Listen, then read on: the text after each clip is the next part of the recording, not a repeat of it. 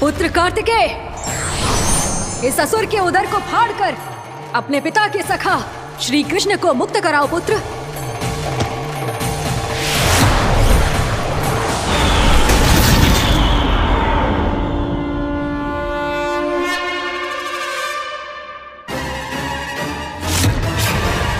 मैंने कहा था तुम में से कोई भी मेरा बाल भी बांका नहीं कर पाएगा।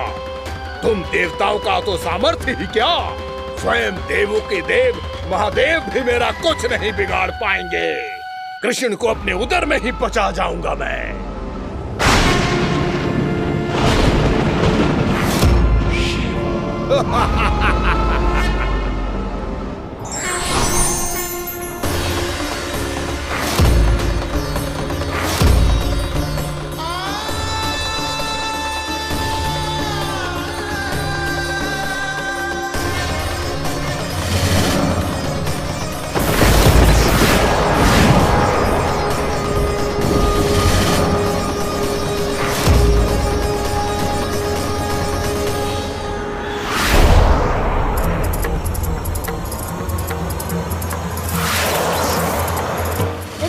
शिव शंकर का त्रिशूल है। एक ही बार में इस असुर का प्राण ले लेगा ये।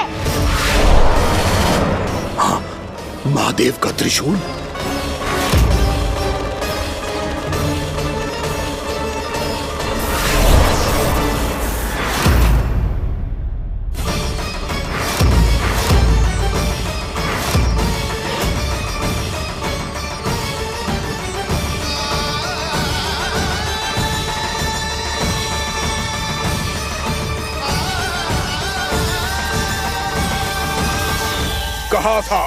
कहा था मैंने, स्वयं महादेव भी मेरा कुछ नहीं बिगाड़ सकते। अजय हूं मैं, अजय।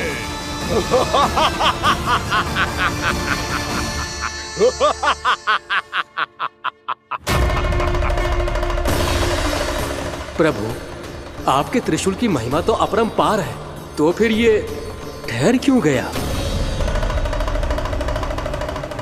आपने अपने त्रिशूल को वापस क्यों ले लिया महादेव? इस दुष्ट का संहार क्यों नहीं किया? क्योंकि इसकी मृत्यु मेरे हाथों नहीं, मेरे सखा नारायण के अवतार श्री कृष्ण के हाथों ही होगी, और यही विधि का विधान है। पर पिताजी, श्री कृष्ण तो इस असुर के उदर में फंसे हुए हैं, हम उन्हें मुक्त कैसे कराएंगे? ये उन्हें स्वयं ही मुक्त करेगा पुत्र। श्री कृष्ण अपने अपमान से क्रोधित नहीं होते, और अपने भक्तों का अपमान वो क्षण भर भी सहन नहीं कर पाते। वकासुर यही भूल कर रहा है, हम सबका निरंतर अपमान करके वो उन्हें क्रोध दिला रहा है। वो ये नहीं जानता कि शीघ्र ही उन्हें अपने उदर में रख पाना उसके लिए असंभव हो जाएगा।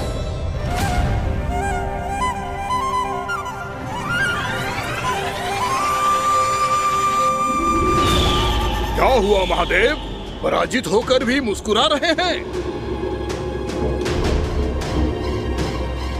पर अब तो महादेव कहलाने के भी योग्य नहीं रहे आप। असफल देवताओं की इस अयोग्य सेना को लेकर चले जाइए यहाँ से। ना ये मेरा सामना कर सकते हैं और ना ही आप। मेरी शक्ति के सामने आप अक्षम हैं महादेव।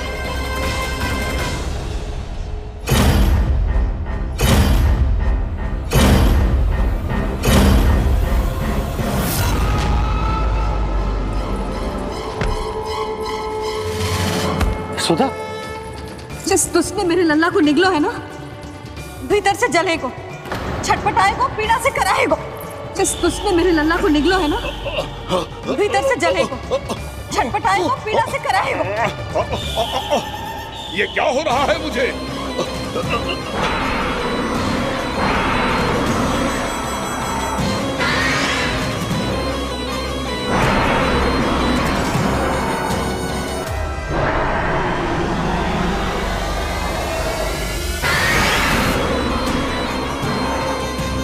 मुझे ऐसा क्यों लग रहा है जैसे भीतर से जल रहा हूं मैं। ये क्या हो रहा है मुझे?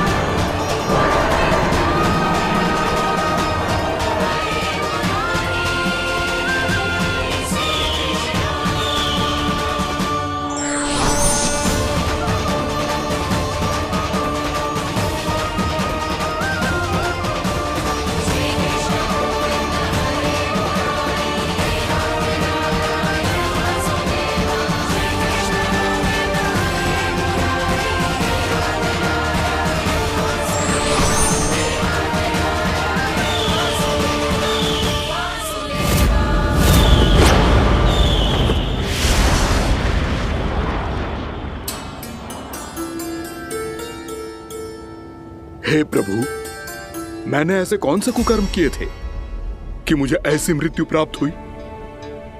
और ऐसे कौन से सुकर्म किए थे कि आपके हाथों से मुझे मोक्ष प्राप्त हुआ है प्रभु? में स्मरण करो, हे जरीस की पुत्र वक्कासुर। स्मरण करो, कैसे अपने पिता की तरह अभिमान से भरे हुए थे तुम। स्मरण करो, कैसे हमें पराजित करने के लिए पूरी सृष्टि को संकट में डाल दिया था तुमने, और हमें विवश होकर पराजय स्वीकार करनी पड़ी थी। स्मरण करो, कैसे तुमने देवराज इंद्र का छत्र चुरा लिया था।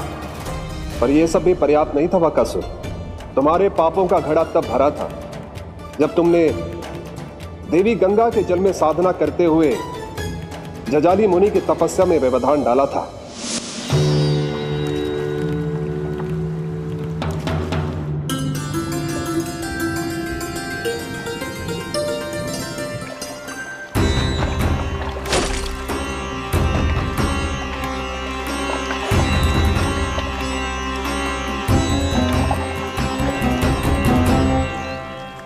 रुक क्यों गए चालक? नौका को आगे की ओर ले चलो। आगे बढ़ना उचित नहीं होगा महाराज। यहाँ से कुछ ही दूरी पर जालजली मुनि तपस्या कर रहे हैं। तो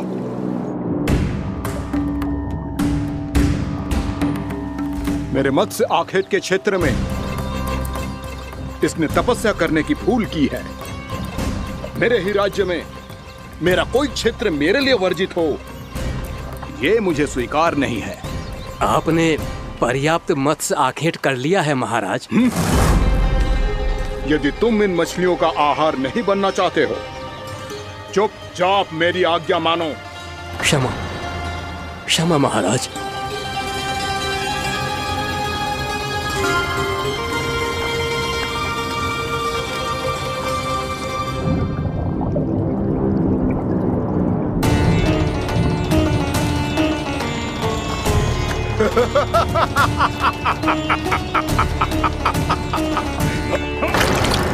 मुनिवर, रक्षा कीजिए, रक्षा कीजिए मुनिवर।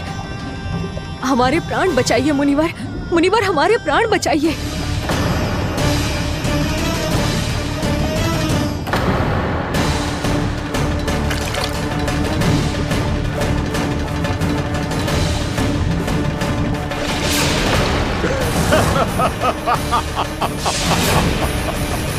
ठहर जाओ असुरराज। इन मछलियों को हानि ना पहुंचाओ। क्यों मुनि?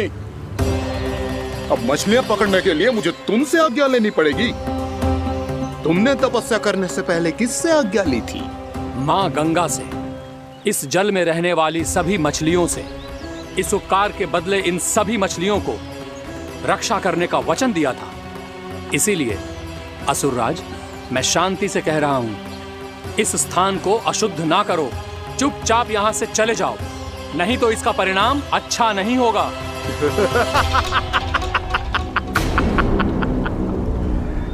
तुम जिन देवताओं की तपस्या कर रहे हो ना मुनि, उन्होंने भी मेरा कुछ नहीं बिगाड़ पाया था, और तुम मुझे धमकी देने का दुस्साहस कर रहे हो।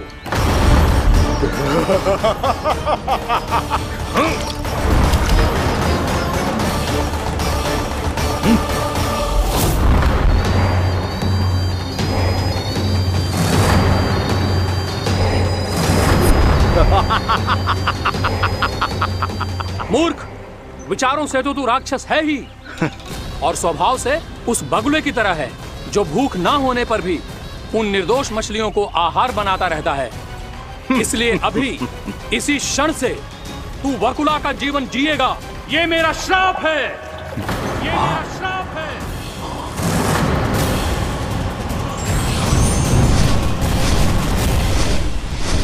श्राप पाने के बाद तुम्हें आभास हुआ कि तुमने कितना बड़ा अपराध किया था, और तब तुम जजाली मुनि से क्षमा याचना करने लगे।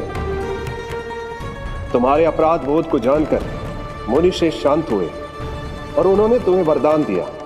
श्राप से मुक्ति का एक ही मार्ग होता है असुर, पश्चाताप। तुम्हें अपने भूल का पश्चाताप है, इसीलिए मैं तुम्हें वरदान देता हूं। तुम्हें मेरे श्राप से मुक्ति अवश्य मिलेगी। स्वयं प्रभु श्री नारायण के अवतार इस बगुले के देह के बंधन से तुम्हें मुक्त करेंगे।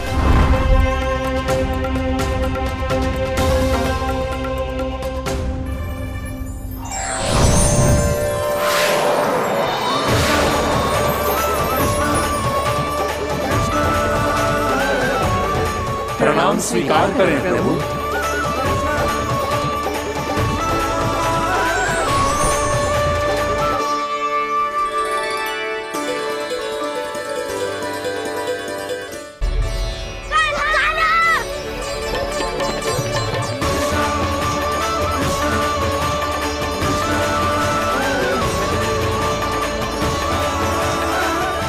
मुझे ना बताओ कि तुम सबने क्या देखो है, शायद जो देखो है, बस मैया से कछु मत ही बताना।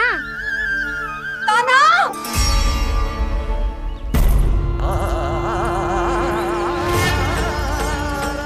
कान्हा! मेरा लल्ला!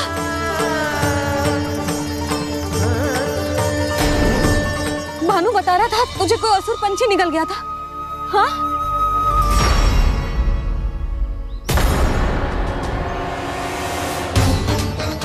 हे नारायण, ये क्या है?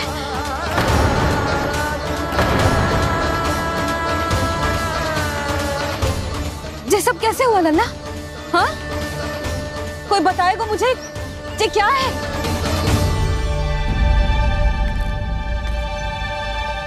श्रीधामा, मधुमंगल, चिची को सब कुछ बता दो।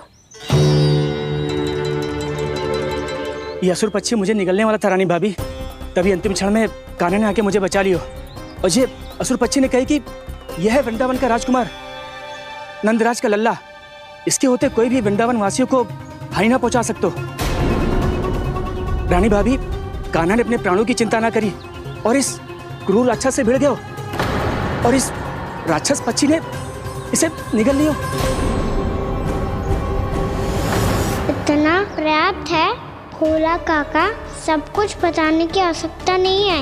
ये सब देख के सारी बालक मंडली इतनी व्याकुल हो गई कि सबने अपने प्राण अर्पित कर दिए और इस असुर पक्षी से कहे कि हमें खा लो और हमारे सखा को छोड़ दो। इन बालकों का पराक्रम देख के सभी देवतागण यहाँ आ गए और उनके हृदय भी पिघल गए और उन्होंने इस राक्षस पक्षी से युद्ध करके इसे मार गिराया। देवताओं के राजा इंद्र के वज्र का प्रहार तो मैंने अपनी आंखों से देखा है ताई जी। और फिर उसके बाद अग्निदेव ने अग्निवस्त्र का प्रहार किया। जय ना काकी, वरुण देव, कार्तिकेय, यमदेव सबने मिलके युद्ध किया इस राक्षस से। कहा था अभी मत बोलना। अरे सब मिलके फंसा दोगे मुझे। भद्रकाली, हमारे शिव शंकर भी आए थे छोटी माँ। जाओ आप भी। बाबा साईता, मुझे लगता है कि ये कान्हा भी इन्हीं देवताओं में से एक है।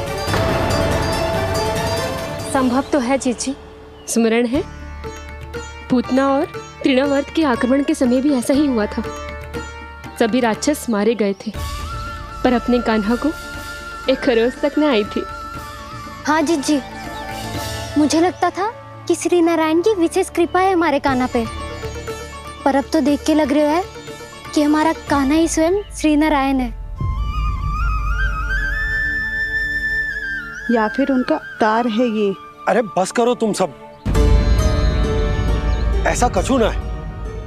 अरे जितनी बात सुनी है उससे तो यही लग रहा है कि कान्हा देवताओं और असुरों की युद्ध के बीच में फंस गया था। उसका इस सब से कोई लेना देना ना है।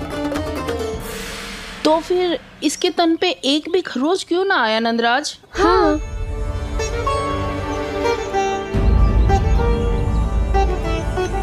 है काकी, खरच तो है।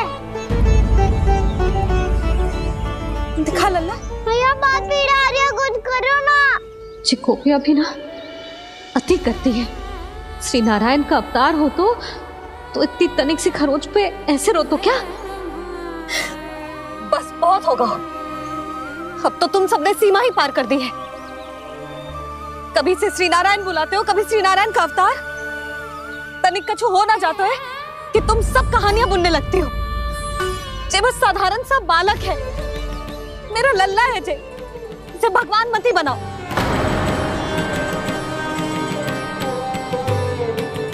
और तू, क्या आवश्यकता थी तुझे यहाँ आने की? हाँ, वो भी मुझे बिना बताए। मेरे से छल करके आयो है तू। अब तू घर चल, ऐसा दंड दूंगी ना कि मैया बहुत पीड़ा हो रही है। मैया बहुत पीड़ा हो रही है मैया। हाँ नन्ना, तू घर चल, मैं तुझे औषधि लगा दूंगी। हल्दी का लेप लगाऊंगी ना, झट से ठीक हो जाएगा। चल चल।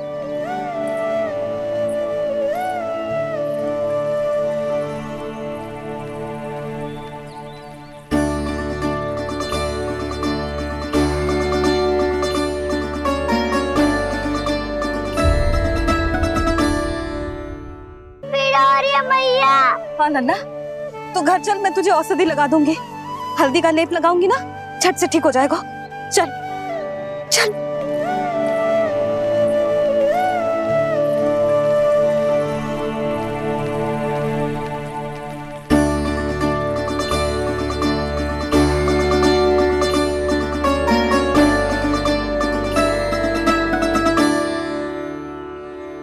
बस लल्ला बस, रो मत। चल चल चल, आजा। अभी औषधि लगाऊंगी ना, तेरी सारी पीड़ा लुप्त हो जाएगी। आजा आजा, बैठ जा लल्ला। अभी आई मैं। हाँ,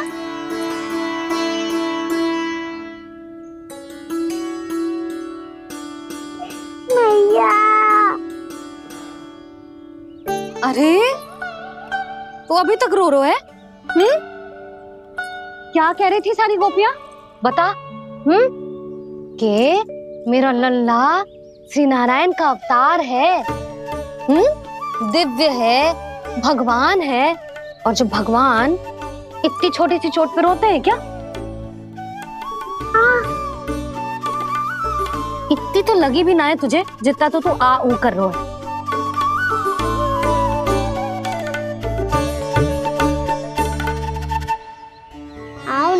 करूंगो।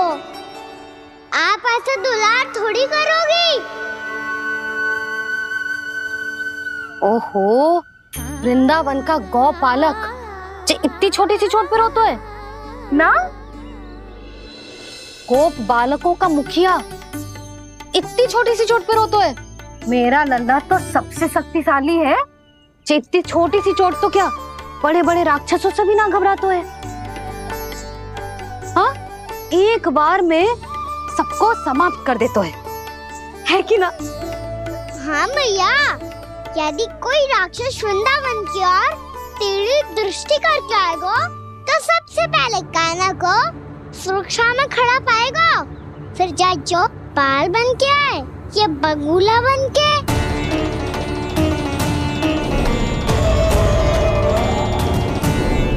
ना लल्ला, सोचो भी मती। वृंदावन की सुरक्षा करना तेरा दायित्व ना है। तुझे और कोई संकट का सामना करने की आवश्यकता ना है। अभी तो मेरी पीड़िता का हरण कर रही थी, अचानक से क्या हो गया मैया को? कोई आवश्यकता ना है तुझे ऐसे संकटों का सामना करने की। आने दे आज तेरे बाबा को, सीधा सीधा बोल दूंगी। बहुत हो गए उनके तर्क वितर्क। मेरा फूल सा लल्ला वन में अकेले गौचारण के लिए ना जाएगो। आज बगुले ने निकल लियो, कल कछु और हो जाए तो? नारायण ना करे, कहीं कछु ऊंच नीच तुझे कछु हो जाए तो? मैं तो जीते जी मर जाऊंगी।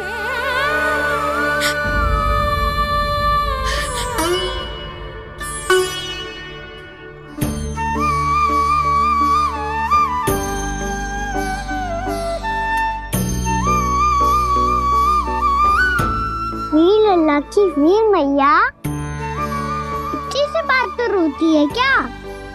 क्या करूं कान्हा, तुझे ऐसे बार बार संकट के मुंह में जाते हुए ना देख सकती मैं। तो फिर मैया मैं वचन देता हूँ, आज के बाद मैं गौचारण के लिए तभी जाऊंगा जब आप आज्ञा दोगी। पक्का? छल ना करेगा ना मेरे साथ? मैंने कब छल करो मैया? अच्छा ठीक है, ना करूँ छल। यदि आपसे पूछे बिना बाहर निकलो तो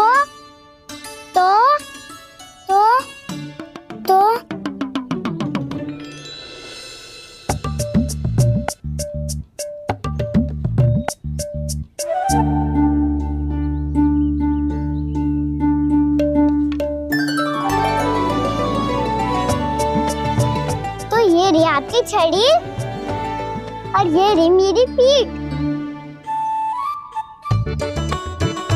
चेक देना तापर तोड़। ठीक है, जब तूने अपना दंड निर्धारित कर ही लियो है तो सोच ले, अब अगर तूने मेरी बात ना मानी तो तोड़ तोड़ छड़ी पड़ेगी। समझ आई?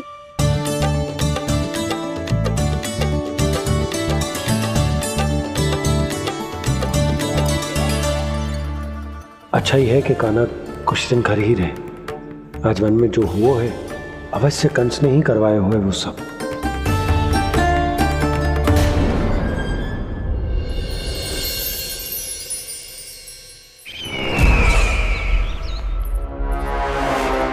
आपका ये धनुष तो सबसे अधिक शक्तिशाली था महाराज, ये कैसे टूट गया? कहीं ये बकासुर की पराजय का संकेत तो?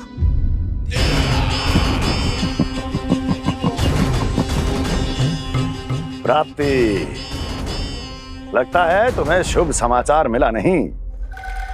उस बकासुर ने उस विष्णु अवतार को जीवित ही निगल लिया है। अरे अब तक तो उस नन्हे से बालक को पचा भी चुका होगा वो। उसके तन में रक्त बनकर वो विष्णु अवतार और उसकी शक्तियां दौड़ रही होंगी। क्षमा कीजिए महाराज। क्षमा कीजिए, इस अशुभ से मुख से शुभ समाचार आने दो। माथे के बल को ढीला करो, चेहरे पर मुस्कान लाओ और कहो, महाराज, वृंदावन में मातम फैल चुका है। मैं ऐसा ही करता महाराज, यदि सूचना सत्य होती तो।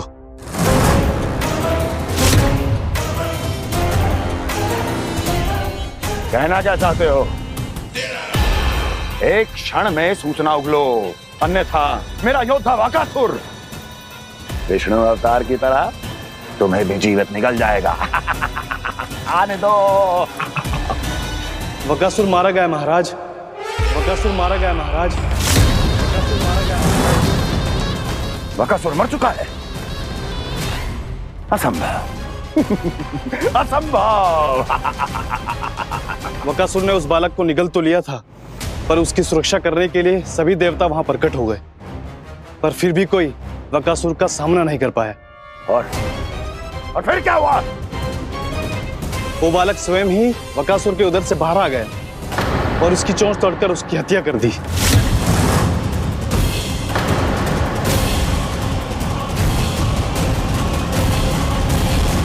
वन में बकासुर की चोंच टूट गई और यहाँ आपका ये धनुष।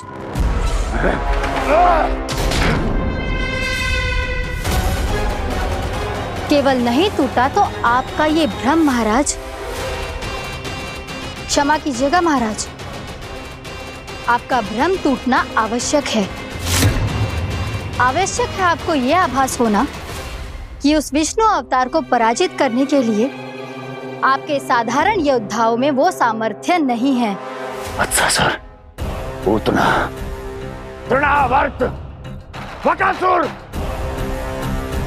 ये सब साधारण नहीं थे प्राप्ति, साधारण नहीं थे। फिर तो ये और भी अधिक चिंता का विषय है महाराज, क्योंकि इसका अर्थ तो यही हुआ कि वो विष्णु अवतार कुछ अधिक ही असाधारण है और उसका सामना करने के लिए और उसे मिट्टी में मिलाने के लिए आपको एक ऐसे अस्त्र की आवश्यकता है जो उसके सामने ना झुके और ना ही टूटे।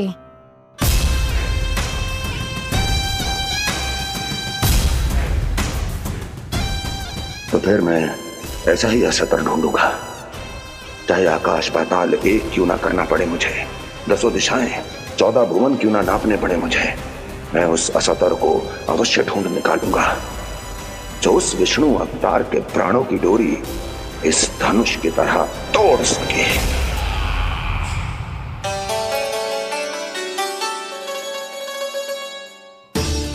थैंक्स पापा, मैंने मैया को वचन दिया है कि जब तक नहीं चाहेंगी मैं वन नहीं जाऊंगा, इसलिए आप मुझे मारने के लिए कोई शक्तिशाली असुर ढूंढने में व्यस्त रहो। कुछ दिन तब तक मैं व्यस्त रहूंगा अपनी मैया की सेवा करने में।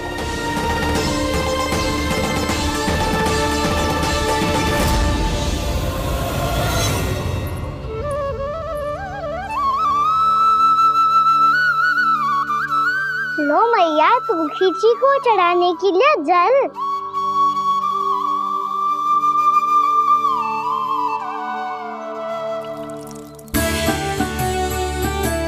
लो मैया, और आटा।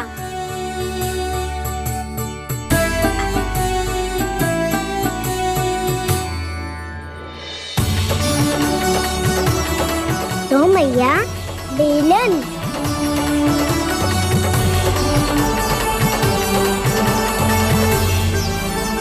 ले, तनिक खा ले। ओ मैया, भूख ना लगी है। बिना भूख के खाने से क्या लाभ? और तेरा जब पेट तो कह रहा है कि उसे भोजन चाहिए, और लाभ कैसे ना लल्ला? भोजन का लाभ है ना, तन को पोषण मिलेगो, स्वास्थ्य बनेगो, जो तेरी भुजाओं में शक्ति आ जाएगी ताऊ के जैसी, ताऊ से भी अधिक। तेरे जे केस भी लंबे हो जाएंगे। सच्ची मैया? सच्ची। माप के देख लियो नित्य दिन। तनिक खा।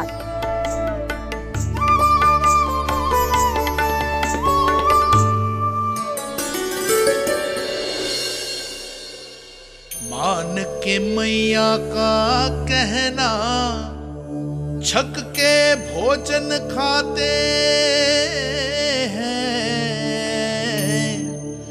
नित्य मापते भुजा केश, पर ज्यों का त्यों ही पाते हैं।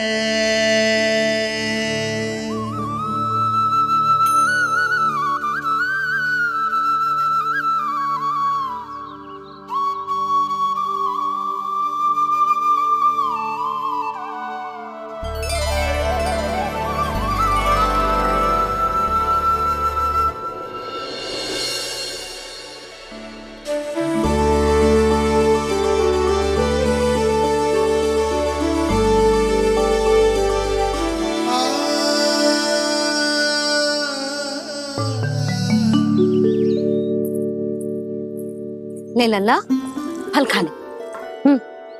ना, मुझे ना खाने फल वल। क्यों? लंबे केस और शक्तिशाली भुजाएं ना चाहिए? व्यर्थ है ये सब। पिछले 10 दिनों से देख रहा हूँ, ना केस लंबे हुए हैं, ना भुजाएं शक्तिशाली बनी है। 10 दिन में का चुनाव होने वाला, 10 सप्ताह ऐसे खाएगो ना, तब जाके कुछ बदलाव दिखेगो। समझ आई? चल अब खा ले, वैसे भी मुझे बहुत सारी तैयारियां करनी है आज। इसीलिए मैया, एकादशी के व्रत के लिए लल्ला। सुनो जी, सारी सामग्री आ गई? हाँ, तुमने जो कही थी सब ले आए हूँ।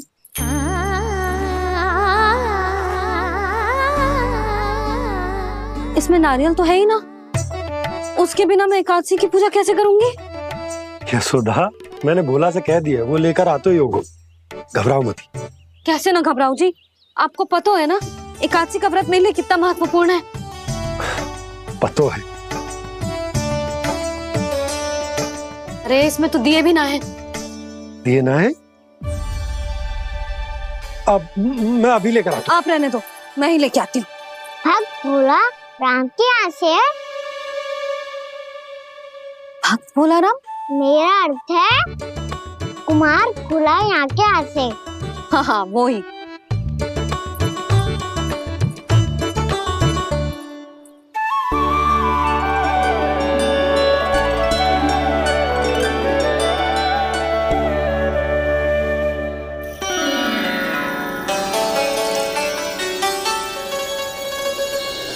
श्री हरि, श्री हरि, मेरे श्री हरि।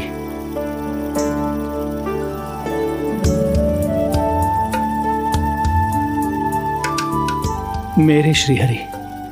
भोलाराम, मेरी मटकी तैयार है? मेरे श्री हरि, मेरे श्री हरि।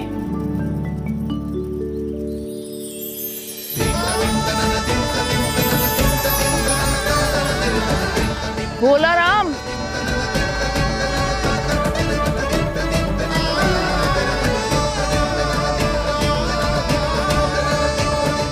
भोला काका, ओ भोला काका।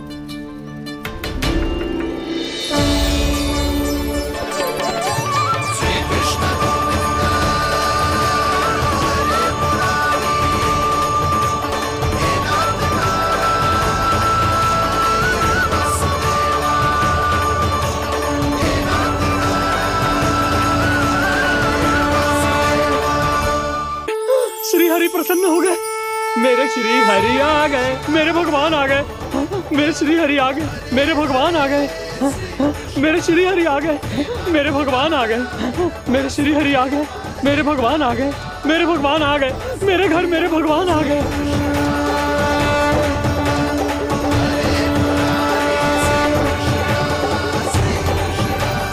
मेरे घर आ गए, मेरे श्री हरि आ गए। हाँ, मेरे श्री हरि आ गए। जे तो बावले थे ही, अब बालकन को भी साथ में मिला लिए। उज्जवल क्या कर रहा है? अरे ठहर जा बोला।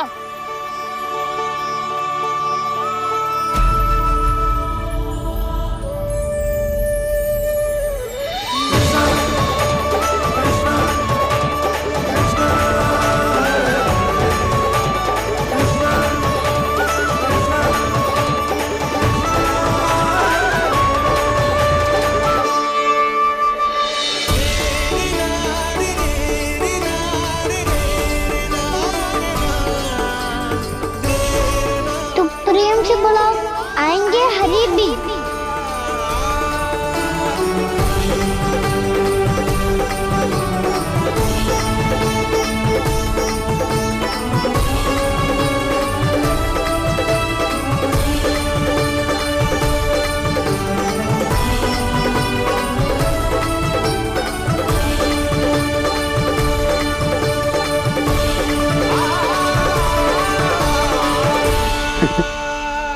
क्या वो गाना? किसकी धुन में झूम रहा तू? निर्मल निशा भक्ति की धुन में।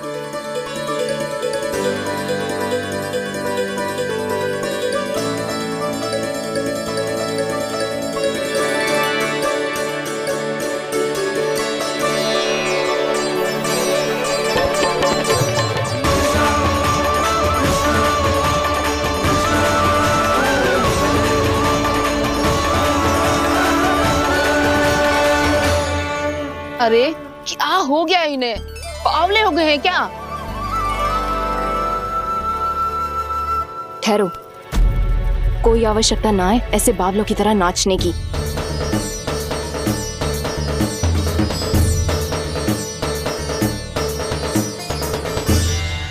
बावले ना है मौसी, भक्ति में रम गए। बस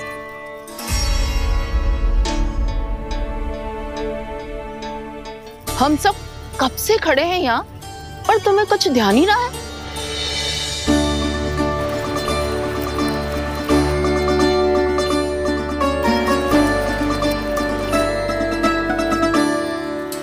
नाच गाने में ऐसे मगन हुए कि हमें देखा भी ना।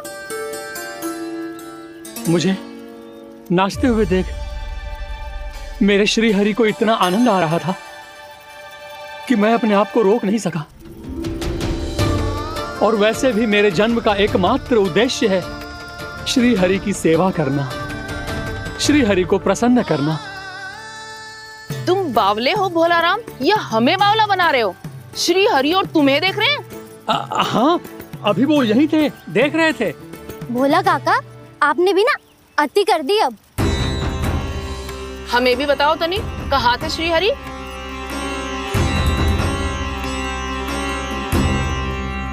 ना जाने अपना उपहास करवाने में क्या आनंद आता है इन्हें। देखो, अब तुम सच मानो या झूठ, लेकिन हमरे श्री हरि यहीं थे, इसी चाक पर अभी। हाँ, लो सुन लो इस मूर्ख की बात। श्री हरि को और कोई स्थान ना मिलो जो इसके मिट्टी के चाक पे आकर बैठेंगे। श्री हरि को और कोई स्थान ना मिलो जो इसके मिट्टी के चाक पे आकर बैठेंगे। श्री हरि को और कोई स्थान ना मिलो जो इसके मिट्टी के चाक पे आकर बैठेंगे।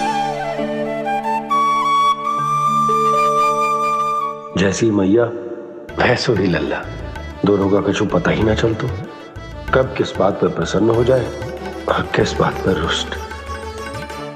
अरे मैं भला असत्य क्यों बोलूंगा? अभी अभी यही थे श्री हरि। हाँ,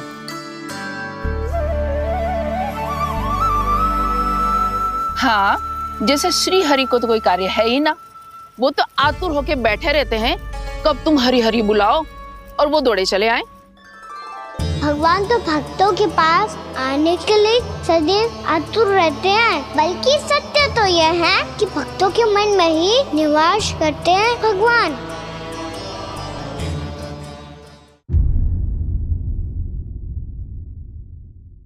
मैं भला असत्य क्यों बोलूंगा? अभी अभी यही थे श्री हरि। हाँ,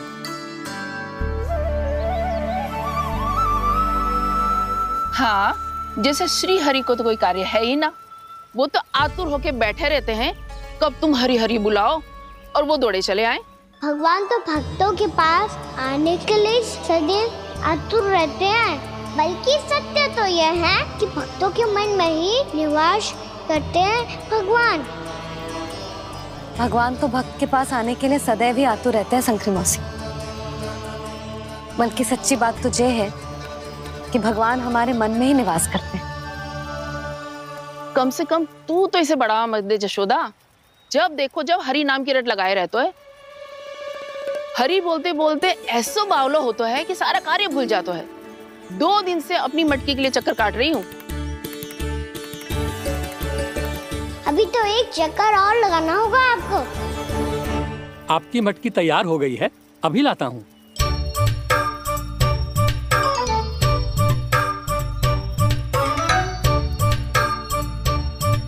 लो जी मटकी।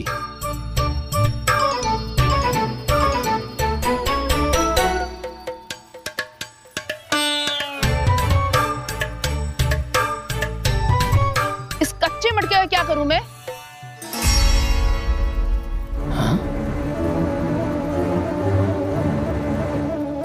पर इसे तो मैंने भट्टी में पकाया था। अब तू ही देख ले कितना ध्यान रहता है इस कार्य पे। और कह तो है कि श्री हरि आते हैं इससे मिलने। हाँ आते हैं और आगे भी आएंगे हमारे श्री हरि हमसे मिलने। और आके मोक्ष देंगे, है ना? मांगूंगा तो मोक्ष भी दे देंगे, मांगूंगा तो मोक्ष भी दे देंगे, मांगूंगा तो मोक्ष भी दे देंगे। अभी तो ये बता कि तू मुझे मेरी मटकी कब देगो? और मेरी मांग कब पूरी करोगे भोलाराम जी? मेरो घड़ा मेरे दिए तो तैयार है ना? कल एकादशी की पूजा और व्रत के लिए। एकादशी का व्रत? हाँ, एकादशी का व्रत। इसे करने से श्री हरि बहुत प्रसन्न होते हैं। अच्छा, फिर तो अभी लाया।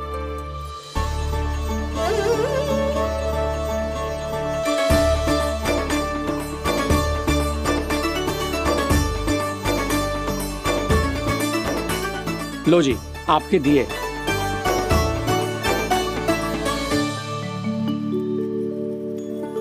और जो हमने मांगा है वो? बाकी सब शेष द्वादशी के दिन मिलेगा, क्योंकि कल मैं भी एकादशी का व्रत रखूंगा, क्योंकि कल मैं भी एकादशी का व्रत रखूंगा, क्योंकि कल मैं भी एकादशी का व्रत रखूंगा।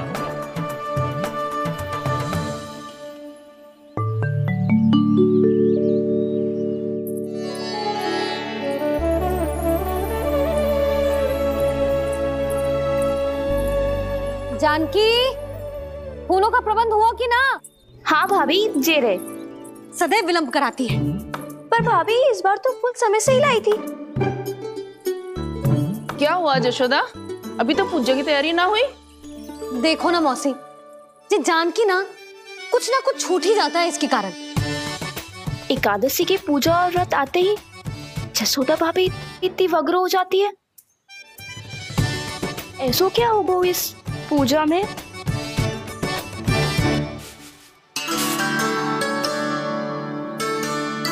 ये थाली में रोली चंदन रखने से, दिया जलाने से के होगो? आपको पता भी है एकादशी का व्रत क्यों रखते हैं? क्या महत्व है इसका? लो, जे तो मैं जसोमती रानी से पूछना भूल ही गया। पर हाँ भगवान, मेरे लिए इतना ही पर्याप्त है कि इस व्रत को रखने से मेरे श्री हरि हमसे प्रसन्न हो जाएंगे।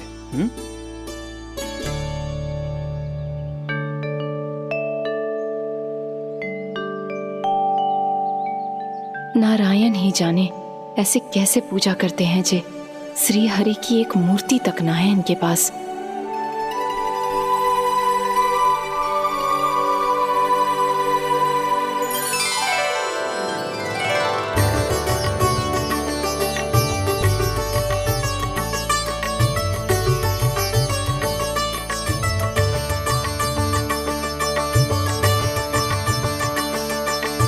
प्रभु, न तो मेरे पास मूर्ति है और ना तो इस व्रत के विधि विधान के बारे में मुझे जानकारी है और ना ही मुझे इसके महत्व के बारे में जानकारी है, पर फिर भी मैं करना चाहता हूं।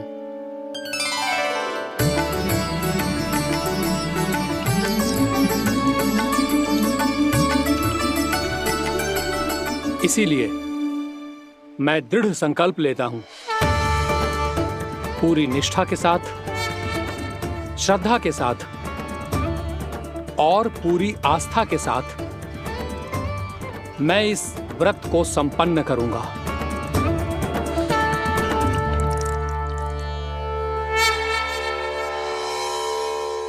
हम संकल्प लेते हैं कि एकादशी के व्रत को पूरी निष्ठा के साथ संपन्न करेंगे।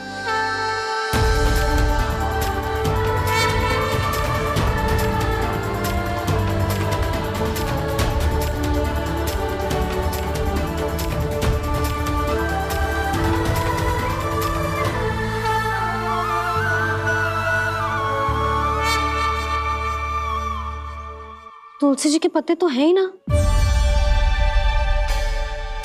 श्री नारायण को तुलसी जी के पत्ते के बिना भोग ना चढ़तो है।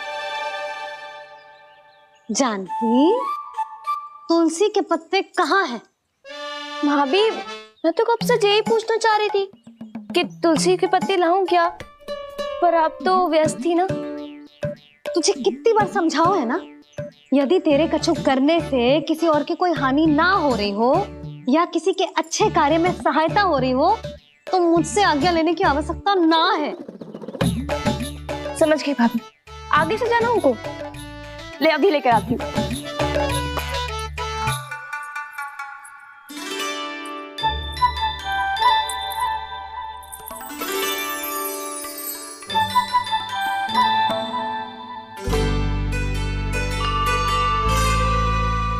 ताऊ, आपने पहले ये व्रत करो है?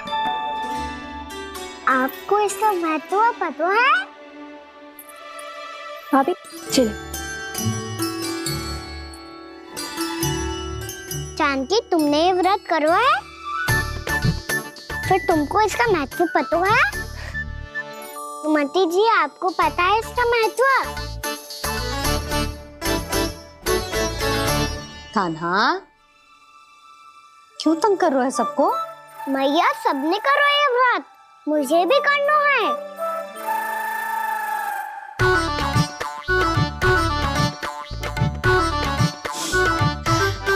ये व्रत केवल बड़ों के लिए होती है लल्ला। जब आप ये व्रत कर सकती हो, बाबा कर सकते हैं, ये सारी गोपियां कर सकते हैं, वो भी कर सकते हैं, तो मैं क्यों ना कर सकता? क्योंकि तू कल तक भूखा ना रह पाएगा लल्ला। जब भक्त रह सकते हैं, फिर मैं क्यों नहीं रह सकता?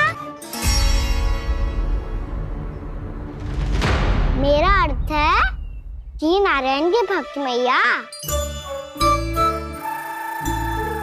मैया मान जाओ ना, मुझे करने दो ना ये व्रत।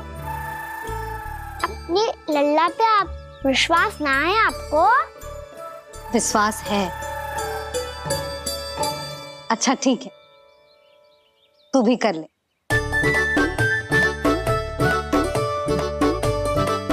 पर मैया व्रत की कथा तो सुनाओ, मैं तो अबध हूँ ना। मुझे कैसा पता चलेगा कि ये व्रत करते क्यों हैं?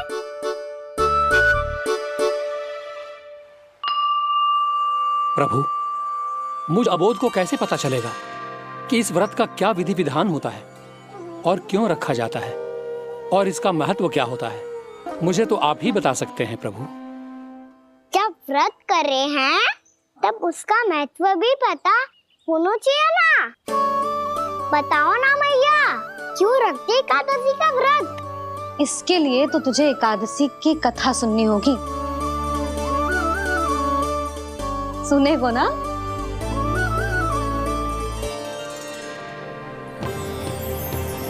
वसुदेव सुतं देवं कंसचाणूरमर्दनम् श्रीहरि, यशोदा परमानंदम् कृष्णं वन्दे जगद्गुरुम्।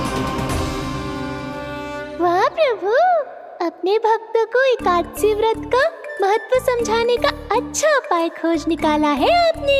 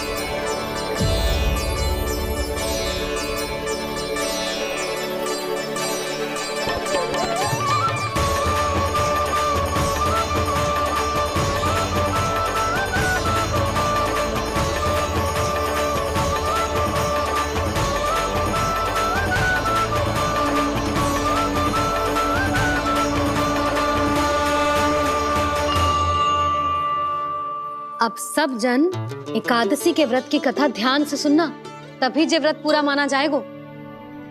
समझो लल्ला?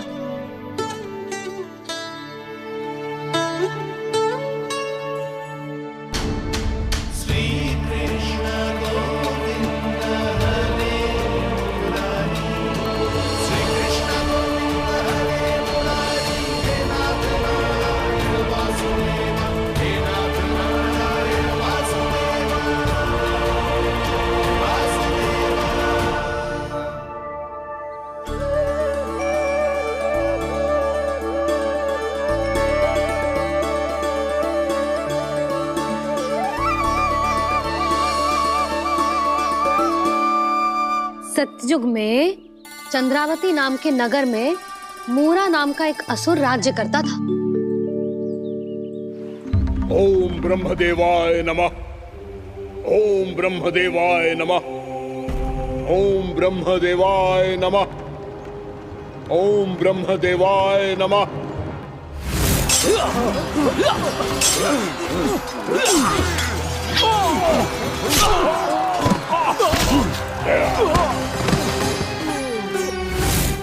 ओम ब्रह्मदेवाय नमः। ओम ब्रह्मदेवाय नमः। जब उसने देवताओं के हाथों असुरों की पराजय देखी, तब वो वरदान पाने के उद्देश्य से ब्रह्मा जी की तपस्या करने चला गया।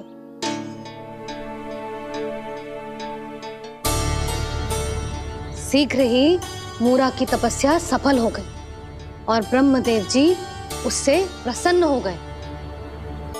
ओम ब्रह्मदेवाय नमः। ओम ब्रह्मदेवाय नमः। ओम ब्रह्मदेवाय नमः। ओम ब्रह्मदेवाय नमः।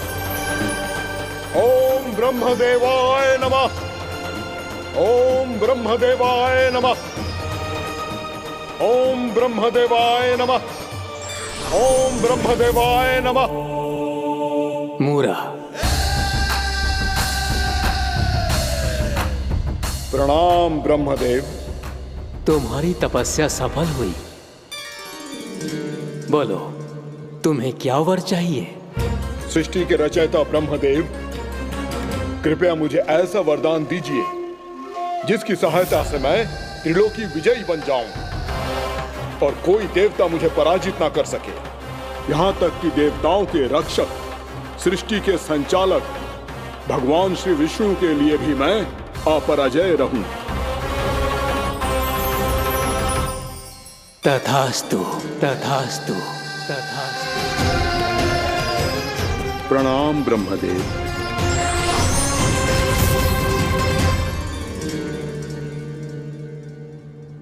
ऐसा वरदान पाकर मूरा बहुत अभिमानी होगा। यक्षों, किन्नरों, यहाँ तक कि देवताओं को भी युद्ध के लिए ललकारने लगो, पर किसी ने भी उसकी ललकार को स्वीकार ना करो, क्योंकि सभी उसकी शक्ति से बहुत भयभीत थे और उसके सामने युद्ध किए बिना ही अपनी पराजय स्वीकार करने लगे। और फिर दंभ में आके उसने स्वर्ग लोक पर भी आक्रमण कर दिया और देवराज इंद्र तक को चुनौती दे डाली।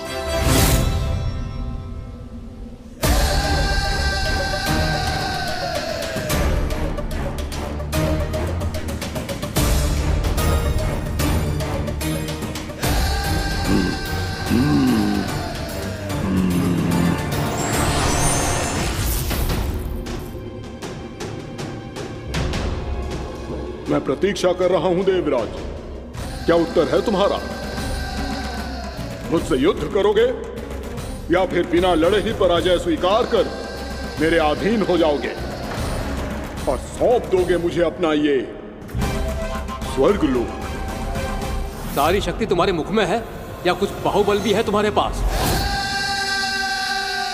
मैं तुम्हारी चुनौती स्वीकार करता हूं मूरा, मैं तुम्हारी चुनौती स्वीकार करता हूं मूरा।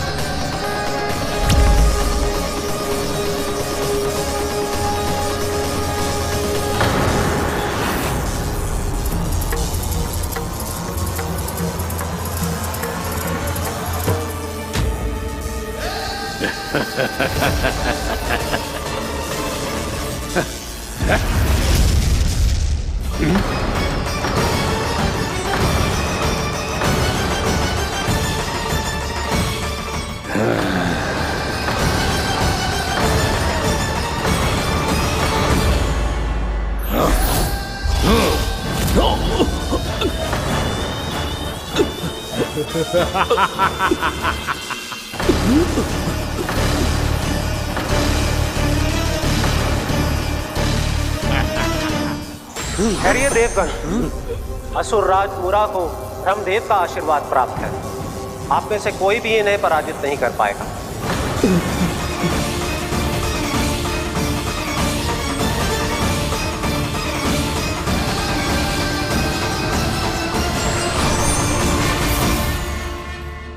एक अवसर और देता हूं देवराज, युद्ध या अधीनता, क्या उत्तर है तुम्हारा देवराज?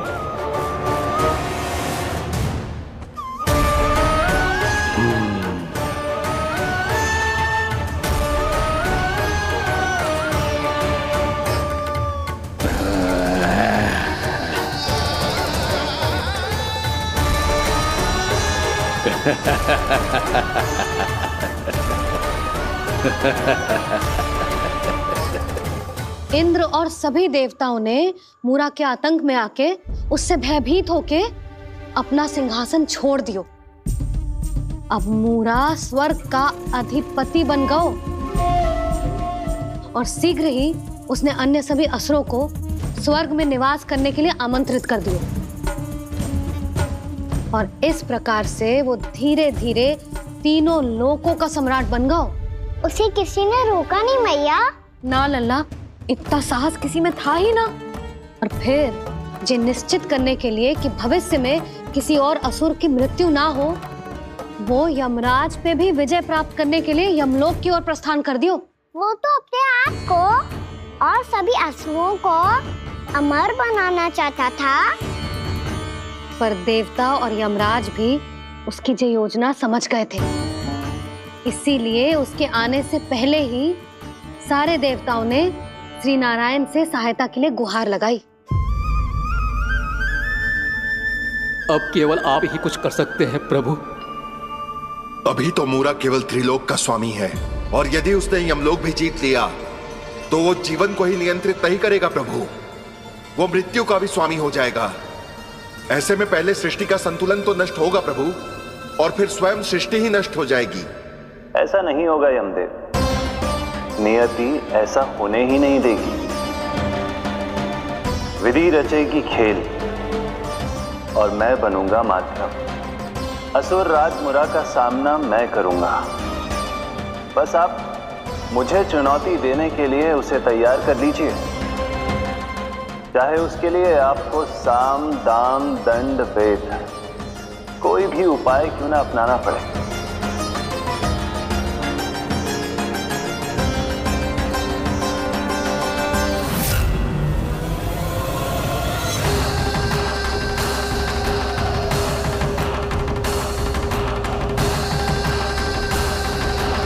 आप तो मेरी प्रतीक्षा में पहले से ही खड़े हैं यमदेव।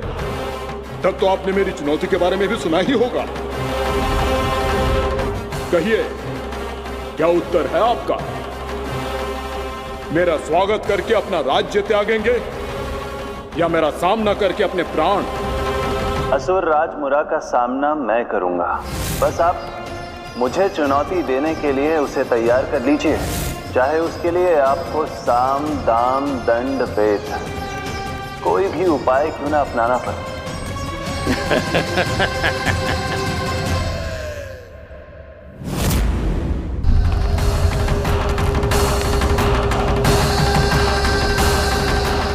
आप तो मेरी प्रतीक्षा में पहले से ही खड़े हैं यमदेव। तब तो आपने मेरी चुनौती के बारे में भी सुना ही होगा। कहिए, क्या उत्तर है आपका? मेरा स्वागत करके अपना राज्य त्यागेंगे या मेरा सामना करके अपने प्राण? हे असुर श्रेष्ठ, मैं आपकी अधीनता स्वीकार करने के लिए तैयार हूं। बस एक विनती है मेरी। शर्त को विनती का नाम देकर पहलाना चाहते हो मुझे यमराज? असुर राज मूरा के सामने शर्त रख पाओ, इतना सामर्थ्य नहीं है तुम में। इसका आभास है मुझे असुरराज, पर मैं आपकी अधीनता स्वीकार करूं इससे पहले आपको स्वामी धर्म का पालन करना होगा। मेरे पुराने स्वामी के क्रोध से मेरी रक्षा करनी होगी आपको।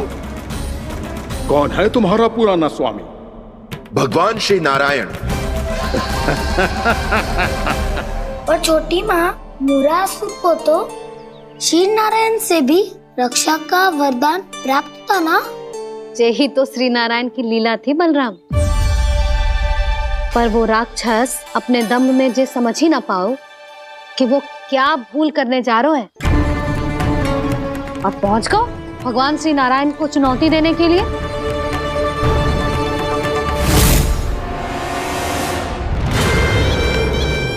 वहीं ठहर जाओ असुर राज मुरा।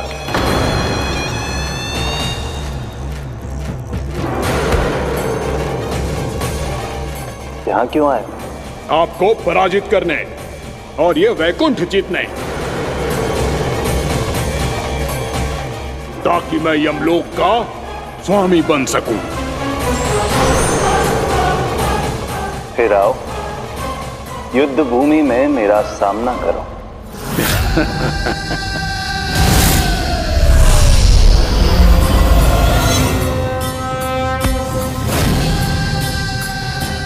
ये नहीं जानते कि इनसे ना हारने का वरदान तो मैं पहले ही प्राप्त कर चुका हूं, इसलिए युद्ध ठीक से आरंभ हो पाए उससे पहले ही इन्हें जीत लूंगा मैं।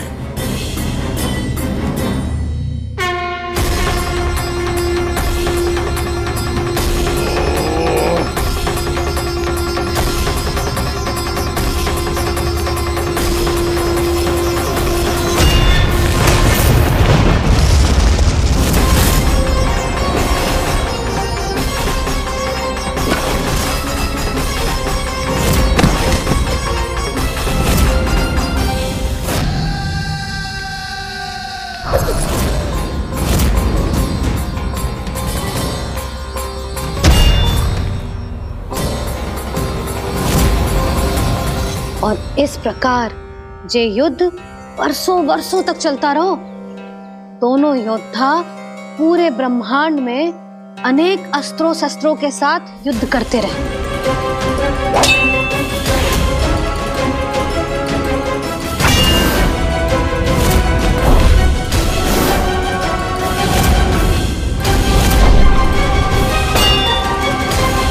फिर क्या हुआ मैया?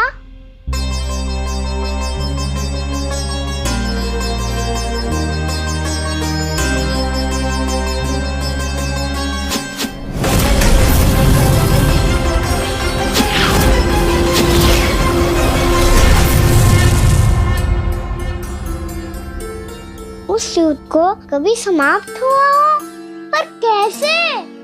शीघ्र ही वो राक्षस थक गौ लल्ला।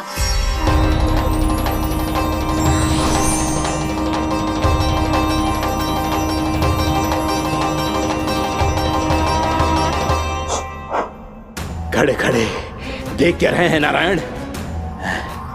आक्रमण कीजिए, वध कर दीजिए मेरा।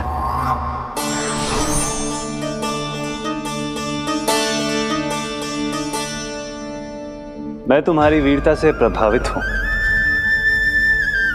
इसीलिए इतनी थकान की स्थिति में मैं तुम जैसे वीर पर आक्रमण नहीं करूंगा। जाओ विश्राम करो। यदि फिर से युद्ध करने की इच्छा हो तो तुम्हारा स्वागत होगा।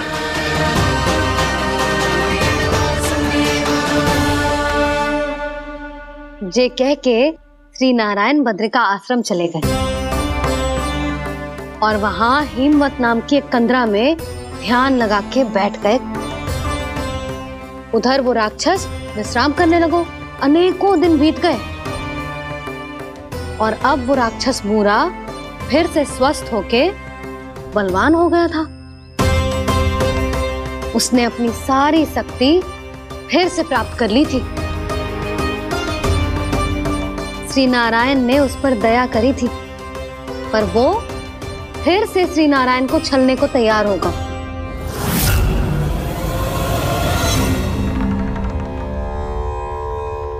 ध्यान में बैठे बैठे श्री नारायण योग निद्रा में चले गए,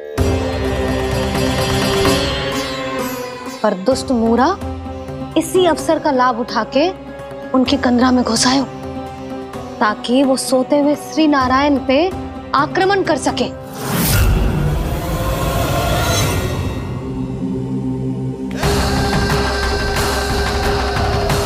आज इस लंबे युद्ध को जीतकर अपने इस अंतिम शत्रु का भी अंत कर दूंगा मैं।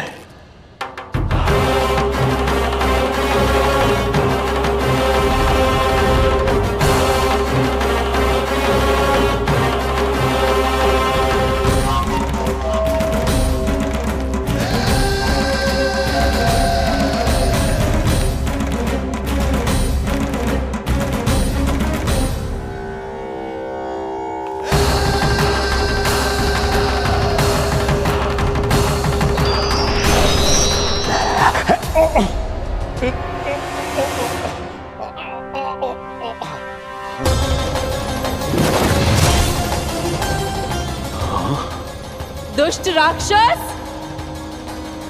प्रभु ने तुझ पर दया की, तुझे संभलने का अवसर दिया।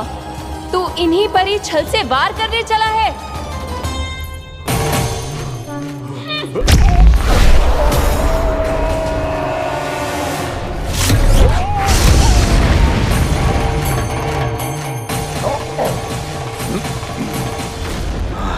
मैं अजय हूँ, मुझे कोई पराजित नहीं कर सकता। ब्रह्मा का वरदान है मुझे। तूने नारायण से अपराजय होने का वरदान मांगा था मूर्ख। उनकी शक्ति से नहीं, ध्यान से देख। मैं तेरी मृत्यु हूँ, मृत्यु।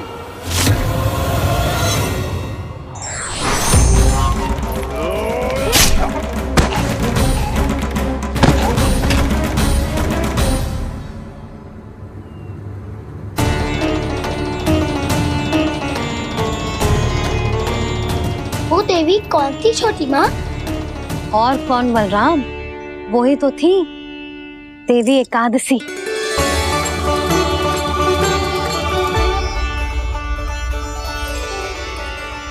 मुझे क्षमा कीजिए प्रभु, आपकी आज्ञा के बिना ही युद्ध करके आपके शत्रु को मृत्यु के घाट उतार दिया। क्षमा नहीं, आपकी तो प्रशंसा होनी चाहिए देवी।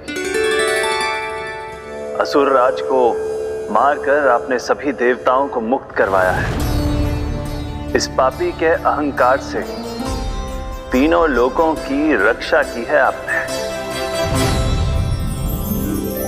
आप एकादशी की तिथि पर मेरी एकादश इंद्रियों से उत्पन्न हुई हैं। इसीलिए मेरे सभी भक्त आपको उत्पन्न एकादशी के नाम से जानेंगे। सभी तिथियों में आपका स्थान सर्वश्रेष्ठ होगा। जिस तरह आपने राक्षस के आक्रमण से मेरी रक्षा की है, उसी प्रकार एकादशी के दिन व्रत करके जो भी भक्त आपकी कथा सुनेगा, मैं स्वयं उसकी रक्षा करूंगा। जो आपकी पूजा करेगा उसे मेरी विशेष कृपा प्राप्त होगी और उसके साथ साथ उसे मिलेगा धन, सिद्धि और मोक्ष।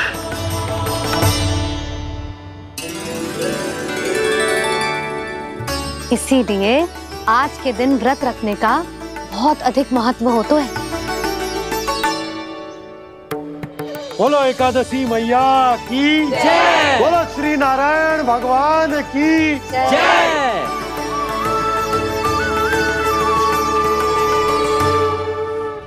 प्रभु की कृपा से एकादशी का महत्व भी पता चल गो और मेरा व्रत भी सफल होगा।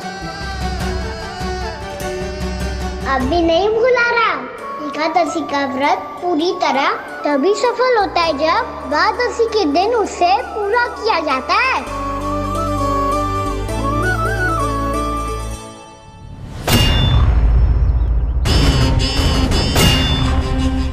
आवश्यक है आपको यह आभास होना कि उस विष्णु अवतार को पराजित करने के लिए आपके साधारण योद्धाओं में वो सामर्थ्य नहीं है। वो विष्णु अवतार कुछ अधिक ही असाधारण है।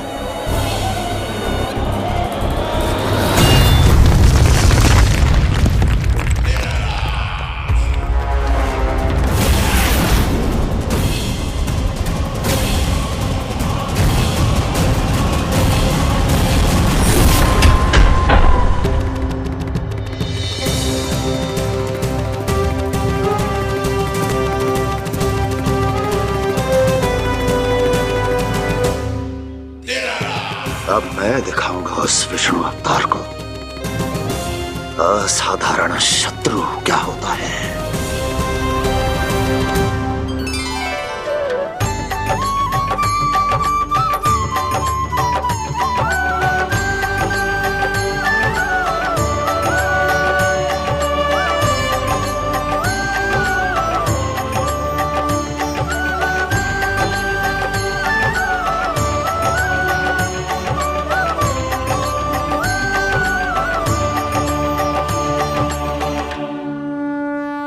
मामा अधीर हो रहे हैं, पर मैया ने मुझे अभी तक बाहर जाने की आज्ञा नहीं दी है। अभी उन्हें किसी और राक्षस को यहाँ भेजने से रोकने के लिए मुझे ही कुछ करना होगा।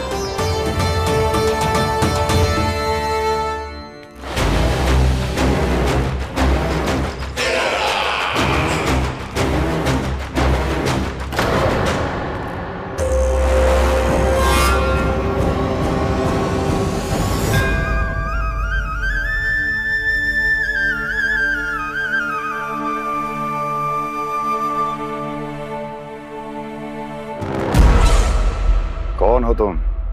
बचपन से ही मुझे मारने का सपना देख रहे हैं, फिर मुझे ही नहीं पहचानते।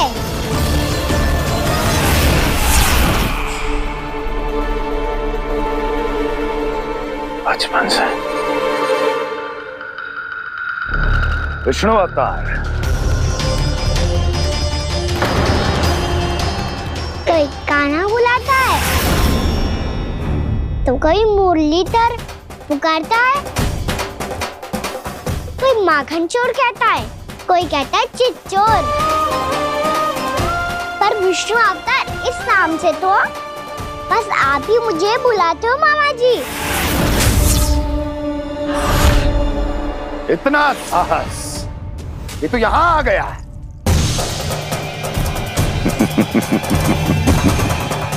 यहां आ तो गया तू विष्णु अवतार, किंतु यहां से जीवित नहीं जाएगा। तेरे शीश को तेरे धड़ से अलग कर दूंगा मैं।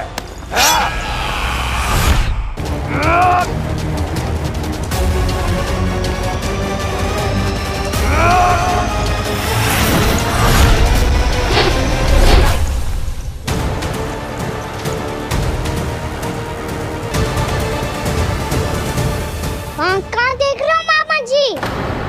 मैं तैयार हूँ।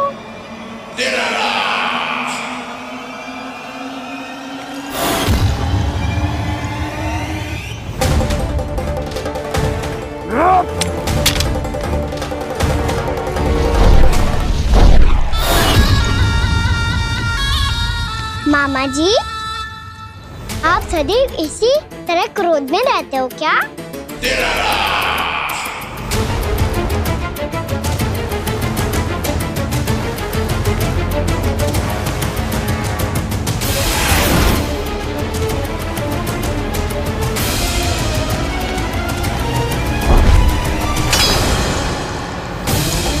छोड़ छोड़ मेरी तलवार को। छोड़ो तो तब जब पकड़ा हूँ।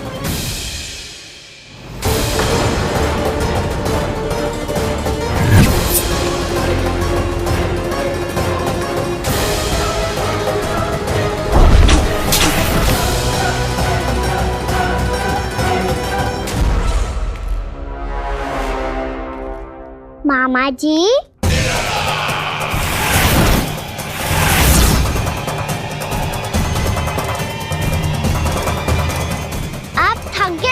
थोड़ा विश्राम कर लो। आपका तो पता नहीं, मैं अवश्य थक गया हूँ।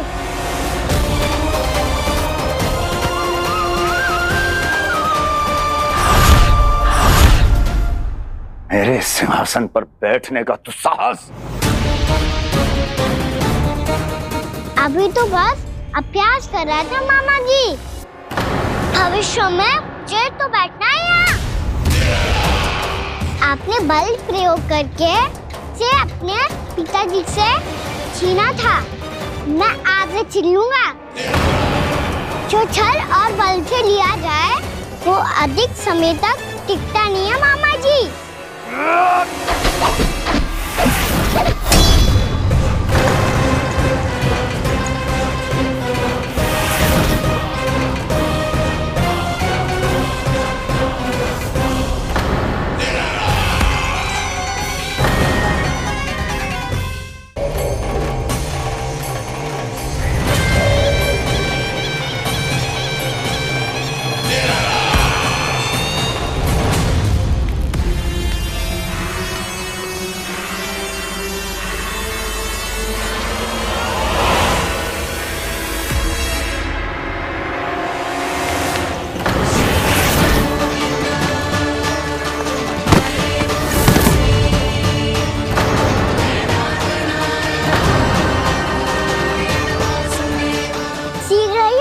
सिंहासन छोड़ना होगा।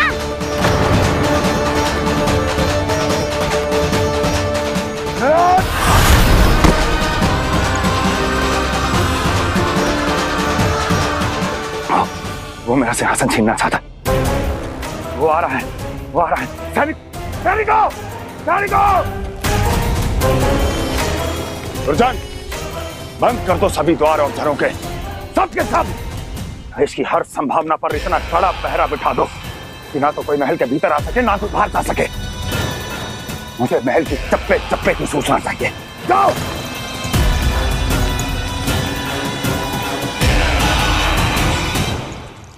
सिंहासन।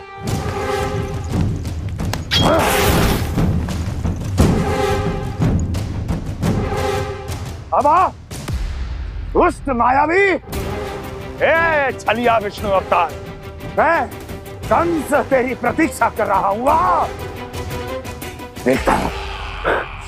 देखता हूँ मेरे सिंहासन पर कैसे बैठता है तू।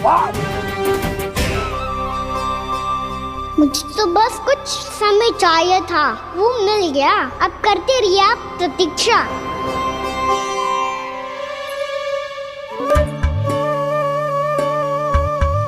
जी अपने आप से बातें क्यों कर रहे हो जी?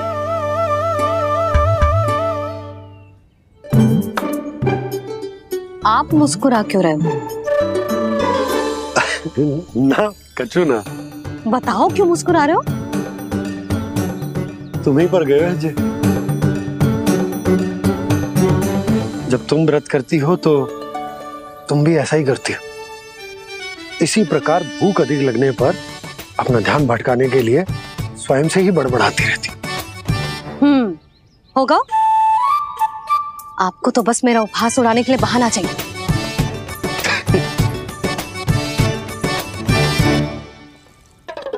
लल्ला भूख लगी है?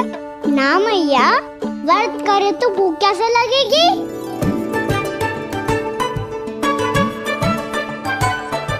यदि लगी हो तो छोटे बालकों को थोड़ी बहुत भूल चूक क्षमा होती है। कछु ना तो फल तो तू खा ही सकते है। अब तो पूरे नियम और विधि विधान से व्रत तोड़ूंगा। कल द्वादशी के सुबह मुहूर्त के अनुसार। ठीक।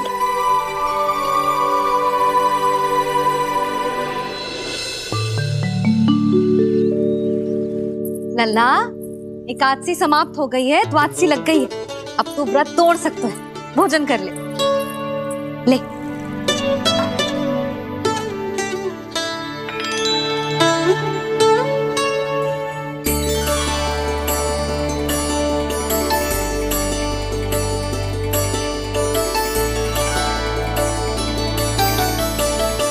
आज तो कार्य कर लीजिएगा। मैं ना चाहती कि सब गांव वाले फिर से आपका उपहास उड़ाएं। अरे इसी क्षण कार्य आरंभ करना आवश्यक ना है। कुछ खा तो लो। कल भी पूरे दिन व्रत में रहे, अब तो कुछ खा लो। ना ना, अभी बिल्कुल भूख ना है। और हाँ भगवान, तुम्हें चिंता करने की आवश्यकता नहीं है। आज मैं किसी को भी 2 शब्द कहने का अवसर नहीं दूंगा। अरे कुछ खाओगे पियोगे नहीं तो कैसे रहोगे?